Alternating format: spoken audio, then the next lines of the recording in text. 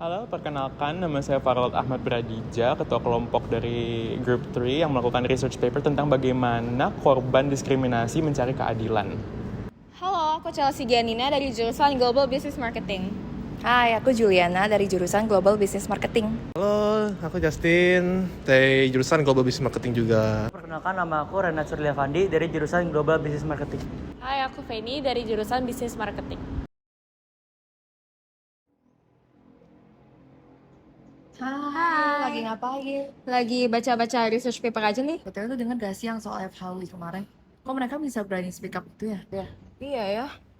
Apa kita sekalian bikin research paper berdasarkan itu aja ya? Bisa sih. Oke teman-teman, tahu gak sih kalau di Indonesia itu masih banyak terjadinya diskriminasi yang dimana itu bisa memengaruhi kondisi sosial dan juga mental seseorang. Perilaku diskriminasi setiap individu juga membuat tentang keadilan itu berbeda-beda. Ada yang menganggapnya keadilan itu perlakuan yang setara dan juga ada yang menganggap perlakuan itu hak dari semua orang. Maka dari itu penelitian itu dibuat untuk memahami bagaimana individu itu memaknai suatu keadilan berdasarkan diskriminasi yang sudah mereka alami. Berdasarkan hasil survei dari 100 responden, terbukti bahwa masih banyak responden yang melihat atau mengalami diskriminasi yang terkait pada penampilan fisik, ras, agama, gender, bahkan kondisi sosial.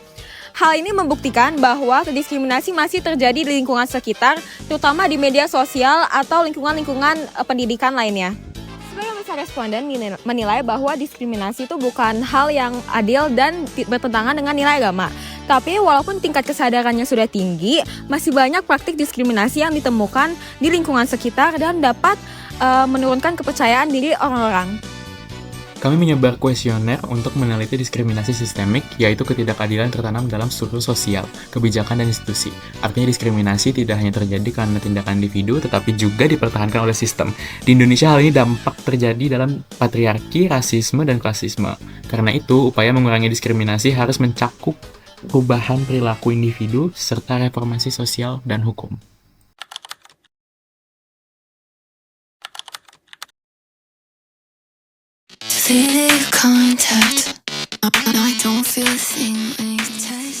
Halo semuanya, nama aku Atar. Nama panjangku Fauziatar Bintang, tapi teman-teman biasanya manggil aku Atar. Aku adalah mahasiswa ISI Yogyakarta dari prodi animasi.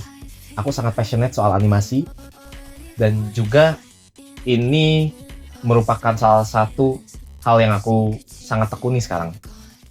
Dulu aku adalah orang yang sangat-sangat monoton dalam berekspresi. Aku hanya menggunakan outfit-outfit yang orang tua aku belikan.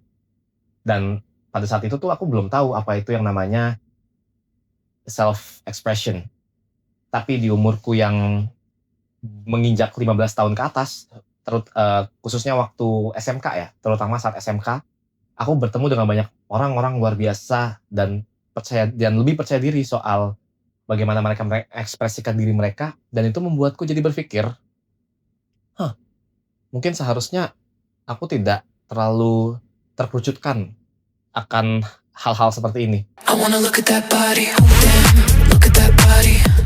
Pada saat aku waktu itu berpikir untuk mengecat rambutku dengan warna pink, yang dimana dalam mayoritas society ini pink dikaitkan dengan warna perempuan, aku mendapatkan saat awalnya aku mendapatkan respon yang cukup negatif dari lingkungan sekitarku, terutama lingkungan kuliah, karena mungkin entah ya, mereka cukup kaget melihat laki-laki mengekspresikan diri mereka secara terang-terangan seperti itu, seperti warna rambut pink. Semua hal soal diriku yang berwarna pink, mereka cukup kaget dan respon awalnya terkesan cukup negatif. Aku ditertawakan di lingkungan kampusku. Tapi menariknya sih, saat itu ya, belum banyak orang-orang yang mengecat rambutnya. Aku salah satu dari orang pertama yang cukup berani untuk mengekspresikan diriku. Kayak, ngapain sih cowok pakai rambut pink? Ya, aku sudah expect akan hal itu dan aku sudah siap itu, atas hal itu. Ya, kita tinggal di negara mayoritas yang orang-orangnya rata-rata masih berpikiran konservatif. Karena sebenarnya mereka menertawaiku itu hanya karena standar sosial yang menurutku itu bagaimana laki-laki yang mengekspresikan diri mereka dicap sebagai orang yang inferior. Cukup ironis, karena setelah aku mengecat rambutku, setelah aku melakukan hal itu, mulai banyak orang-orang yang juga mengecat rambutnya. Mungkin tanpa aku sadari itu aku menjadi awal orang-orang yang awalnya takut menjadi lebih berani untuk mengekspresikan diri mereka. Karena awalnya aku merasa kayak aku hanya melakukan ini untuk diriku sendiri, tapi mungkin tanpa sadar aku juga bisa menginfluence orang-orang buat lebih percaya diri. Dan ini mungkin pesan terakhirku aja. Berekspresilah untuk dirimu sendiri, jangan untuk mencari validasi orang lain.